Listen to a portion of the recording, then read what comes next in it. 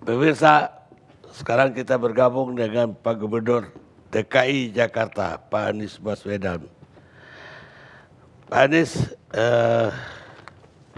ya kami mendengar atau membaca di media, baik media sosial, media mainstream, bagaimana perbedaan Pak Gubernur dengan tiga menteri lain tentang data bansos, dan kemudian juga ada wawancara Pak Gubernur dengan Sydney Morning pokoknya dari Australia yang lebih mengkritik pemerintah pusat dalam hal bansos ini.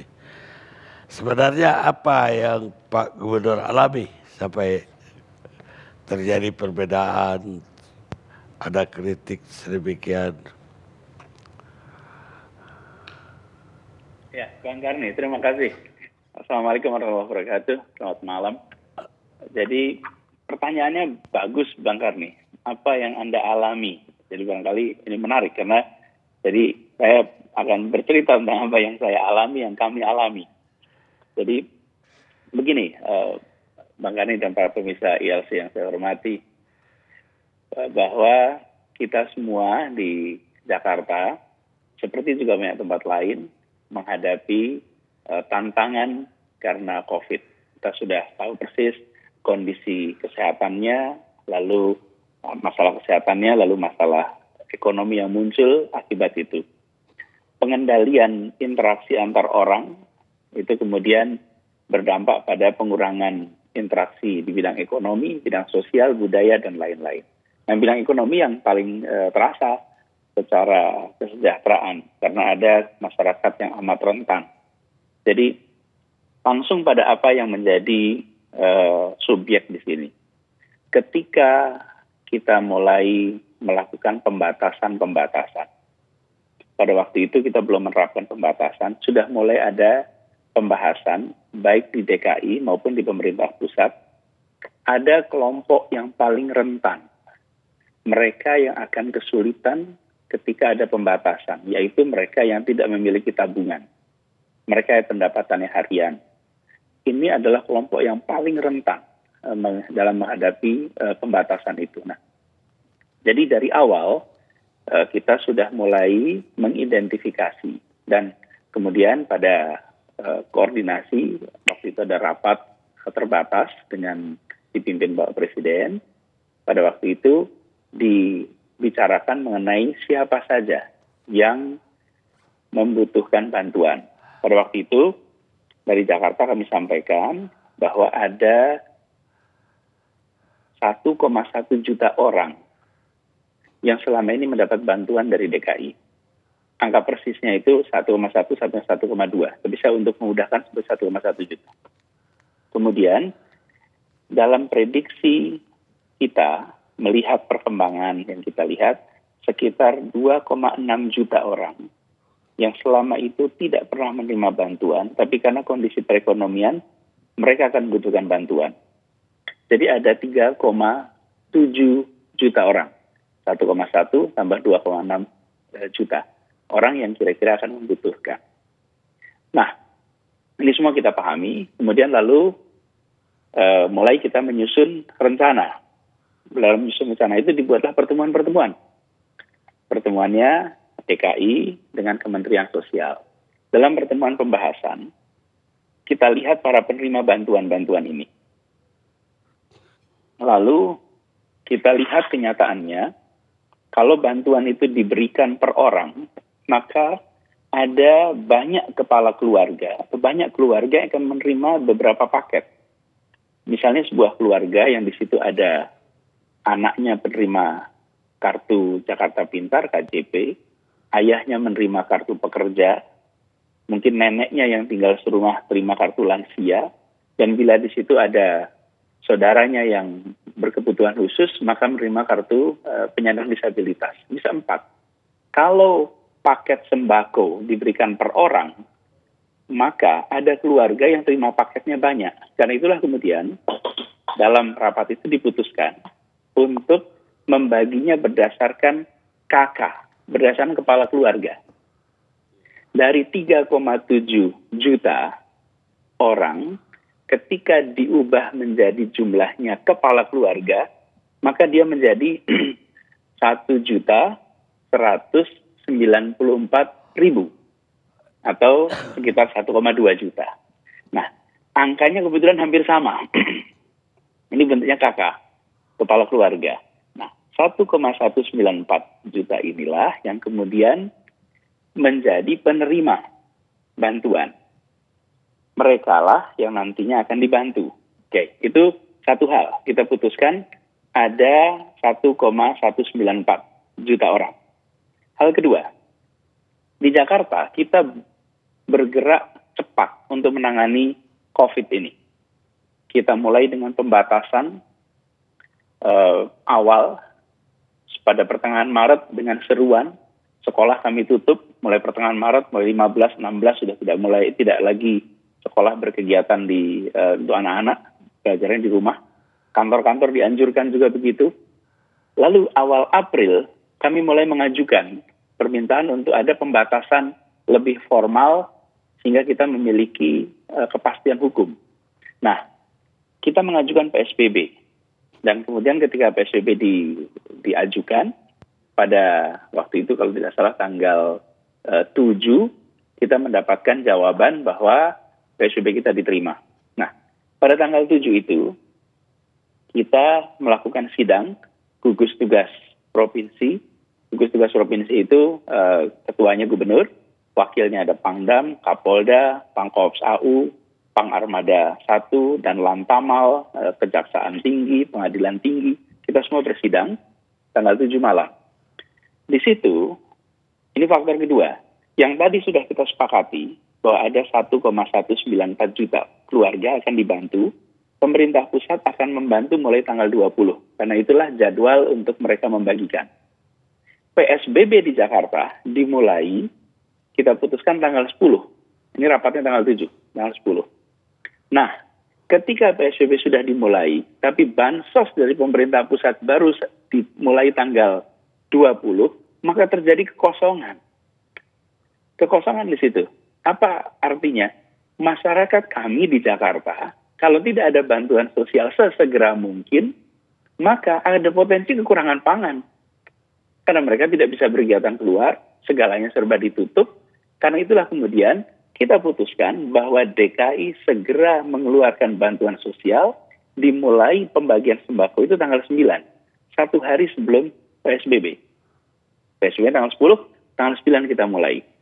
Ditargetkan selesai di tanggal 23, 24. Dan alhamdulillah selesai 25 akhirnya. Nah, pada periode itulah kita membagikan pada siapa? Ya pada 1,194 juta orang itu, keluarga itu. Jadi keluarga yang sama diberikan bantuan lebih awal supaya mereka bisa menjalani masa PSBB, kemudian pemerintah pusat mulai membantu tanggal 20. Ketika tanggal 20 pemerintah pusat membantu, mereka menuntaskan sampai tanggal 5 Mei. Jadi dengan begitu, masyarakat di Jakarta yang rentan, mereka akan bisa survive karena kebutuhan pokok pangannya terpenuhi. Jadi, itu yang kita lakukan dan kita memutuskan untuk memberikan bantuan ini awal agar seperti saya katakan tadi tidak terjadi krisis pangan. Kalau ada krisis pangan, kebutuhan pangan tidak terpenuhi, konsekuensinya sudah terbayang. Akan ada masalah sosial dan ini di Jakarta risikonya menjadi besar. Nah, ini yang kita lakukan. Kemudian berjalanlah itu. Sudah berjalan lancar, tidak ada masalah. Dan antar jajaran juga tahu, ini kesepakatan bersama. Pada waktu itu tanggal 2 April itu mereka tahu dan tanggal 9 April, ini kebetulan tanggal 9 April, itu ada rakor dipimpin oleh Pak Mendagri.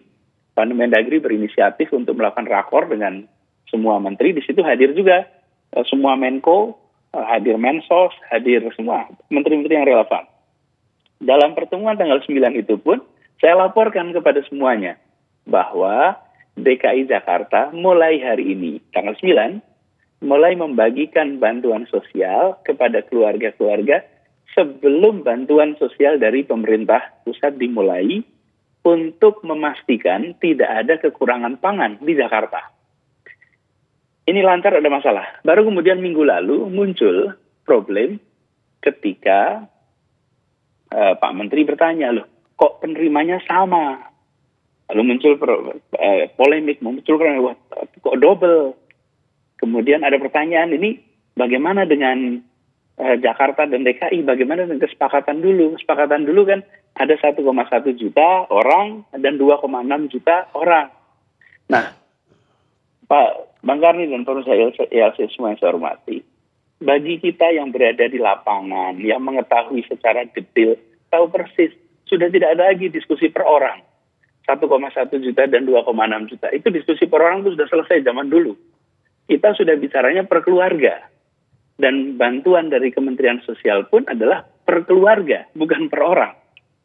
Artinya sudah sama-sama sepakat, tidak ada lagi unit orang, adanya unit keluarga. Itu satu. Kemudian yang kedua, tentang double. Tidak ada double di sini. Karena ini adalah bantuan makanan untuk dikonsumsi. Jadi kalau sebuah keluarga terima paket sembako dari Jakarta, dari Pemprov DKI Jakarta di tanggal 9 atau tanggal 10, lalu terima lagi paket sembako di tanggal 23 dari pemerintah pusat, itu bukan double karena itu habis dikonsumsi antara tanggal 9 sampai tanggal 23. Dan memang kita membagikannya untuk kebutuhan selama seminggu. Tujuannya adalah untuk mengisi rongga tadi. PSBB ditetapkan tanggal 10, bantuan dari pemerintah pusat baru mulai 20. Karena itu kita beri paket selama seminggu. Tidak ada yang double. Disebut double itu, kalau memberikan makanan double itu bila di hari yang bersamaan diberi 2 paket. Nah itu baru masalah. Tapi kalau di 2 minggu yang berbeda, ya memang dikonsumsi habis.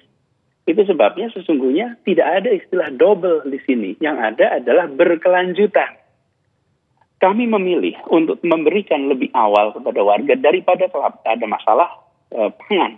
Kepada ada kelaparan, ada yang tidak ada makan, dan masalahnya besar sekali. Jadi itu duduk perkaranya. Kemudian muncul keramaian-keramaian yang menurut saya bila persoalan ini dipahami lapangannya, bila lapangan paham dan paham teknisnya, detailnya, sesungguhnya tidak ada masalah. Seperti yang tadi saya sampaikan, sesuatu yang amat jelas, amat gamblang dan sederhana.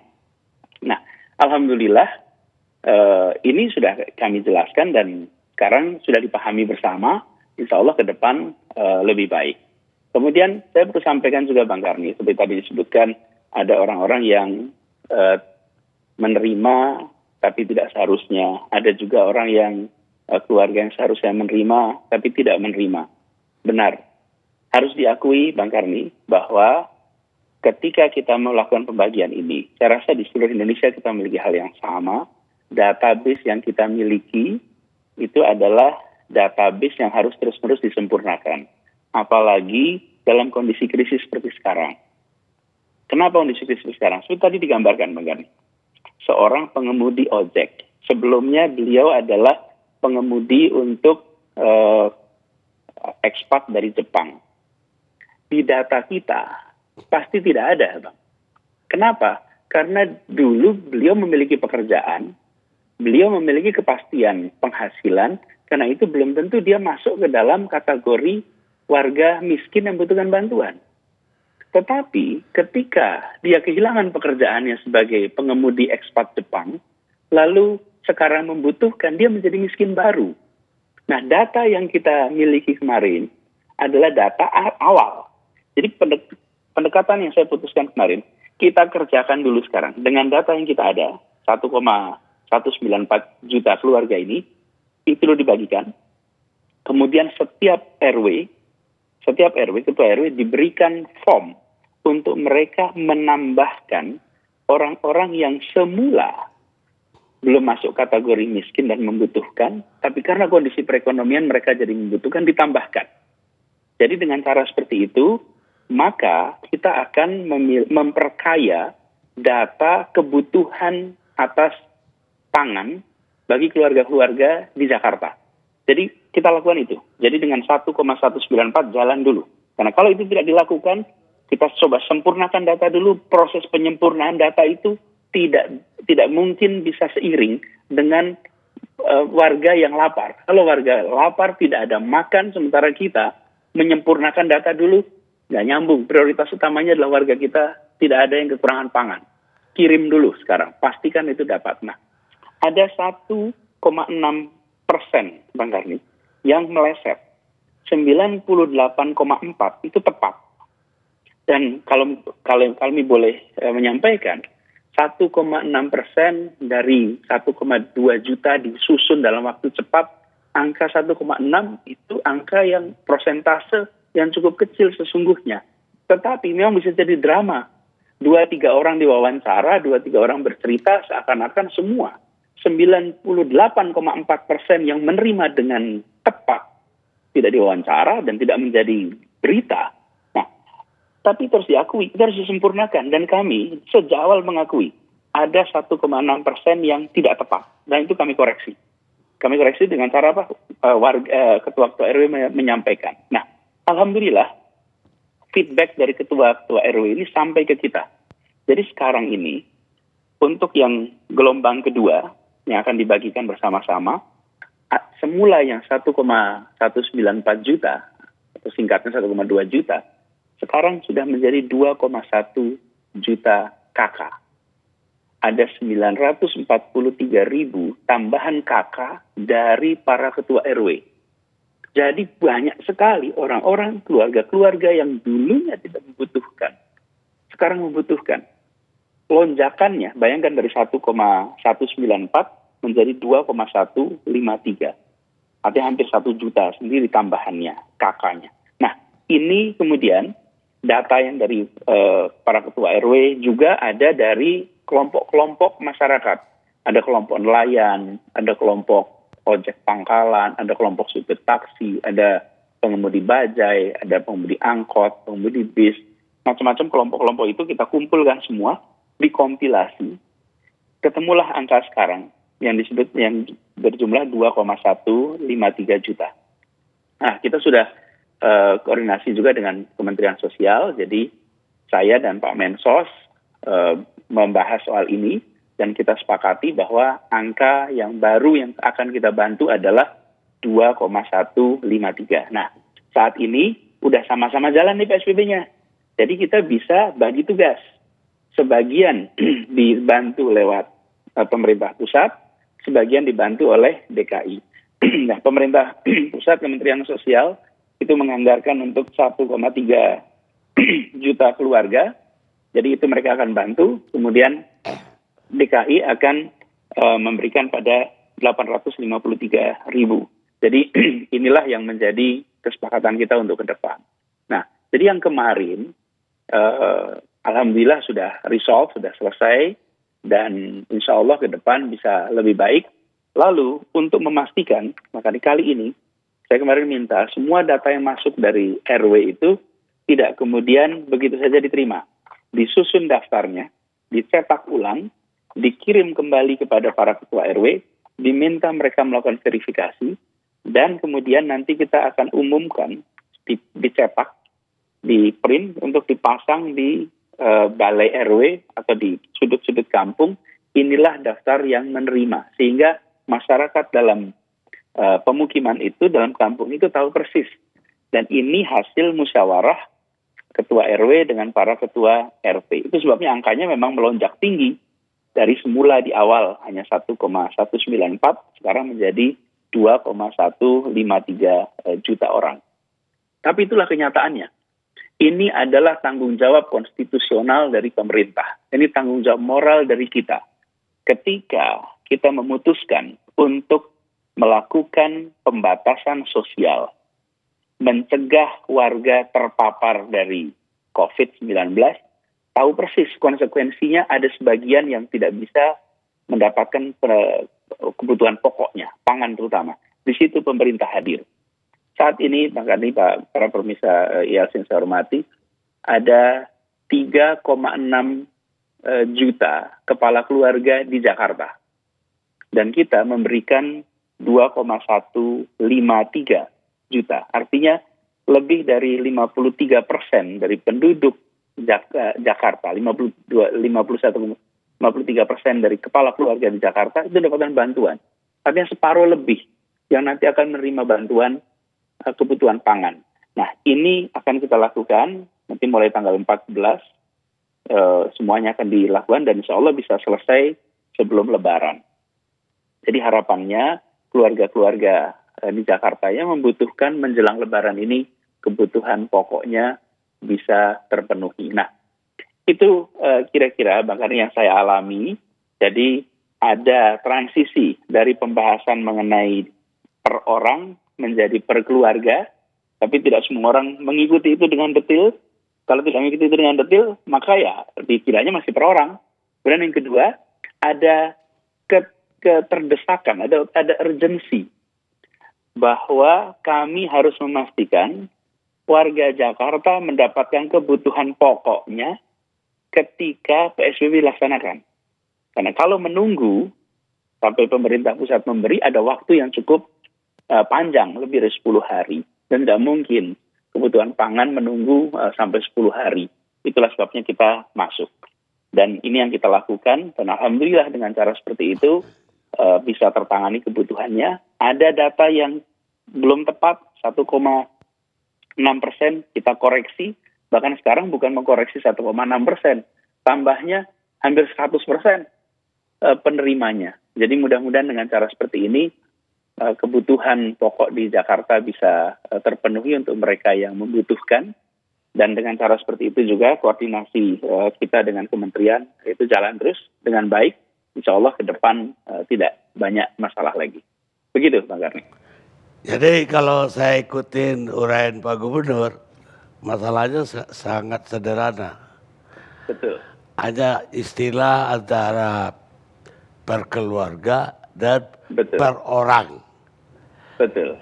Tapi yang tidak mengikuti ini, kalau begitu tidak hanya rakyat, ya tidak semua bisa mengikuti. Ada juga menteri yang tidak ngikutin itu rupanya. Itu yang Pak Gubernur gak bilang.